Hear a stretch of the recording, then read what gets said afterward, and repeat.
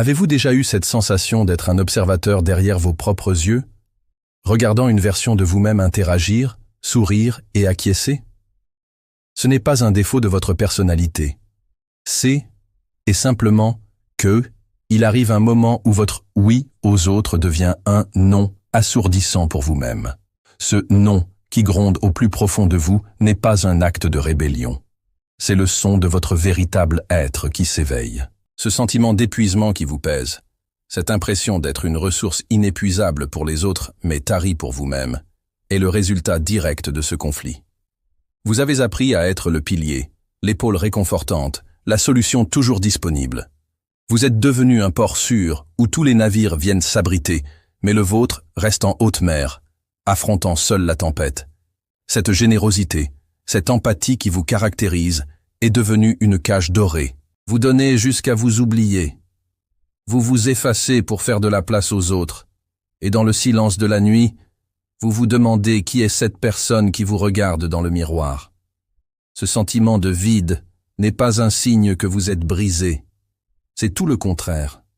C'est la preuve que votre âme est vivante et qu'elle se bat pour vous.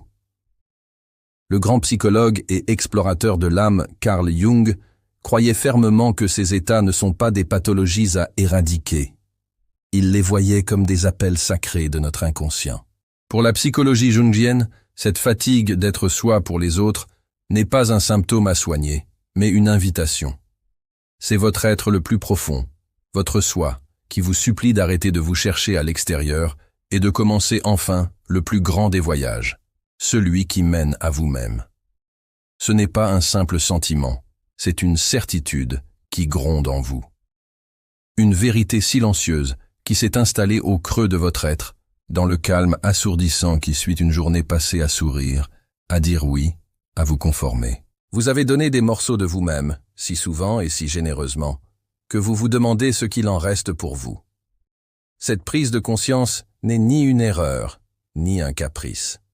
C'est le premier écho d'un appel profond, le catalyseur d'une révolution qui ne demande qu'à naître. Elle commence souvent par une douleur sourde, celle de réaliser que le chemin que vous arpentiez n'était pas le vôtre, mais celui tracé par les attentes des autres.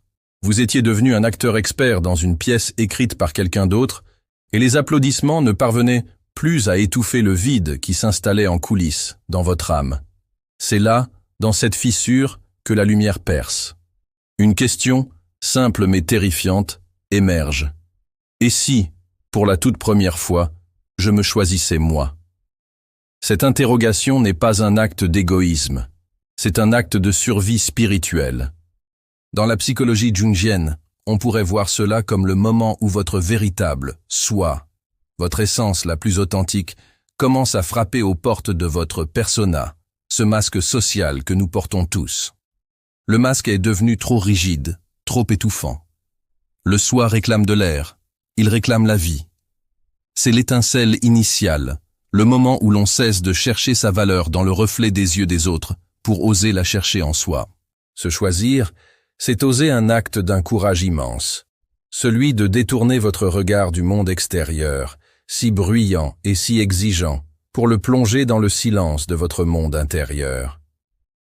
Vous avez longtemps cru que les réponses, la validation, le bonheur se trouvaient à l'extérieur, distribués par les autres comme des récompenses. Et maintenant, vous comprenez. Vous avez toujours été la source.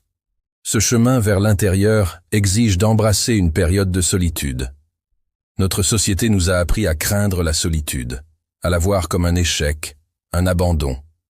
Mais il vous faut la redéfinir. Cette solitude n'est pas un vide, c'est un sanctuaire. C'est l'espace sacré où vous pouvez enfin déposer les armes, retirer l'armure et panser les blessures que vous avez ignorées pendant si longtemps.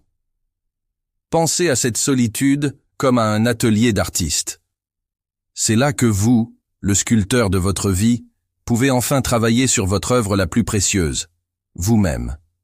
Loin du bruit des critiques et des conseils non sollicités, vous pouvez enfin entendre la mélodie subtile de vos désirs profonds, déchiffrer les messages de votre inconscient. Cette solitude créatrice est le terreau fertile sur lequel vous allez bâtir les fondations solides de votre nouvelle existence.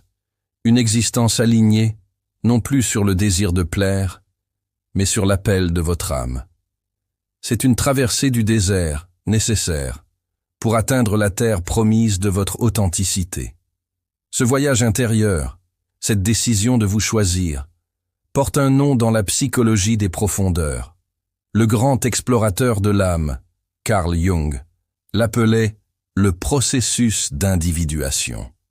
Se choisir, ce n'est rien d'autre que de s'engager consciemment sur cette voie. L'individuation est le cheminement d'une vie, le processus par lequel un être devient l'individu complet et unifié qu'il est destiné à être. Il ne s'agit pas de devenir parfait, mais de devenir entier. Et pour devenir entier, il faut avoir le courage d'intégrer toutes les facettes de sa personnalité, y compris, et surtout, celles que nous préférerions cacher. C'est là que nous rencontrons notre ombre. Votre ombre, selon Jung, contient toutes les parties de vous que vous avez jugées inacceptables, indignes, et que vous avez refoulées dans les caves de votre inconscient. Votre gentillesse excessive, votre incapacité à dire non, n'était souvent qu'une stratégie pour maintenir cette ombre sous clé, de peur qu'elle ne déplaise. Mais le chemin de l'individuation vous invite à descendre dans cette cave, non pas pour combattre des monstres, mais pour dialoguer avec des parties de vous exilées qui détiennent une force immense. En cessant d'être constamment disponible pour les autres, vous devenez disponible pour cette part de vous. Vous apprenez que votre colère peut être une boussole, que votre tristesse peut être un puits de sagesse, et que poser vos limites n'est pas de la méchanceté, mais le plus grand des respects de soi. Vous devenez votre propre guide sur le chemin de votre totalité. Lorsque la révolution intérieure est amorcée, ne croyez pas qu'elle restera un secret bien gardé dans le jardin de votre âme. Une transformation si profonde se propage inévitablement vers l'extérieur, comme les ondes à la surface de l'eau après qu'une pierre y a été jetée. Et la première conséquence, la plus tangible et souvent la plus déstabilisante, est la réorganisation de votre univers relationnel. En cessant d'être cette personne infiniment disponible, ce caméléon social qui s'adapte aux couleurs de chacun, vous devenez un miroir.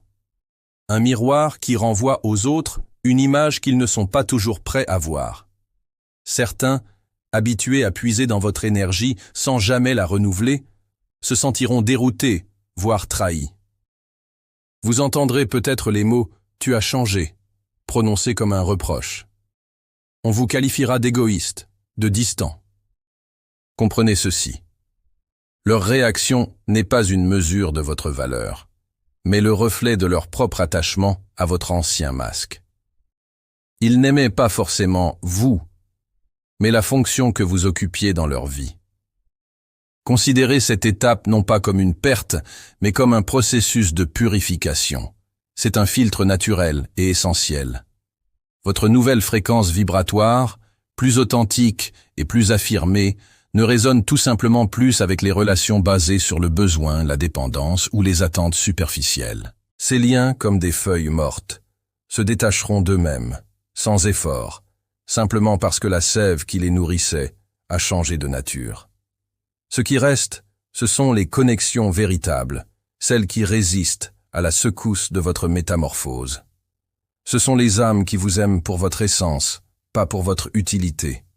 Au-delà de la réorganisation de votre monde extérieur, le bénéfice le plus intime, le plus profond de ce choix de soi, est une sensation de libération si vaste qu'elle en est presque vertigineuse. Imaginez avoir marché toute votre vie avec une armure incroyablement lourde, forgée par la peur du jugement, le besoin de validation et l'angoisse de décevoir. Chaque « oui » prononcé alors que votre cœur criait « non » ajoutait une plaque de métal à cette prison ambulante. Chaque sourire forcé en resserrait les boulons. Et puis, un jour, vous trouvez le courage d'en retirer une première pièce. Puis une autre. Et une autre. La libération n'est pas seulement une idée, c'est une expérience physique. Vous respirez plus amplement. Vos épaules se relâchent. Vous vous tenez plus droit. En devenant votre propre point de référence, votre propre source d'approbation, le bruit assourdissant des opinions extérieures se transforme en un simple murmure lointain. Vous réalisez avec une clarté bouleversante que vous n'avez besoin de personne pour vous sentir entier. Cette complétude, cette plénitude, est le véritable trésor. Ce n'est pas de l'arrogance, mais une souveraineté tranquille. C'est l'état que la psychologie jungienne décrit comme l'alignement entre l'ego et le soi. Votre moi, conscient, ne lutte plus pour plaire au monde extérieur. Il se met au service de votre essence profonde. Et de cet alignement naît une paix que rien ni personne ne peut vous enlever. Quand vous commencez à vivre en accord profond avec votre nature véritable, un phénomène presque magique se met en place. Carl Jung, fasciné par les mystères qui relient notre psyché au monde, a donné un nom à ce phénomène, la synchronicité. L'univers, qui semblait peut-être auparavant indifférent, voire hostile, se met à conspirer en votre faveur. Ce n'est pas une illusion, mais une conséquence directe de votre alignement. Votre monde intérieur et le monde extérieur entrent en résonance. Les coïncidences significatives se multiplient. Vous pensez à une personne, et elle vous appelle. Vous cherchez la réponse à une question, et elle apparaît dans un livre que vous ouvrez au hasard. Une opportunité que vous n'auriez jamais osé imaginer se présente à votre porte, portée par une rencontre fortuite. Pensez-y comme si vous étiez une note de musique. Pendant des années, vous avez essayé de vibrer à la mauvaise fréquence pour vous intégrer à une partition qui n'était pas la vôtre, créant une dissonance constante. Maintenant que vous osez jouer votre propre note, pure et authentique, vous attirez à vous tous les instruments qui vibrent en harmonie avec elle. La vie cesse d'être une lutte contre le courant. Vous devenez le courant. Les événements s'enchaînent avec une fluidité nouvelle. Les bonnes personnes apparaissent au bon moment. Les portes s'ouvrent. La synchronicité est le langage par lequel l'univers vous chuchote. Continue. Tu es exactement là où tu dois être. C'est le signe ultime que votre révolution intérieure vous a enfin ramené à la maison. Cette sensibilité que vous avez peut-être longtemps maudite, cette perméabilité au monde qui vous a tant épuisé, n'a jamais été votre faiblesse. C'était la preuve de votre profondeur. Ce n'était pas un défaut de conception, mais le système d'alarme extraordinairement fin de votre âme, qui vous signalait avec une fidélité sans faille que vous viviez une vie qui n'était plus à la mesure de votre esprit. Ce qui vous semblait être une fracture était en réalité une ouverture. Une brèche par laquelle votre véritable lumière a enfin pu commencer à percer. Vous ne vous réparez pas, vous vous révélez. Si ce message a résonné en vous, sachez que vous n'êtes pas seul sur cette voie.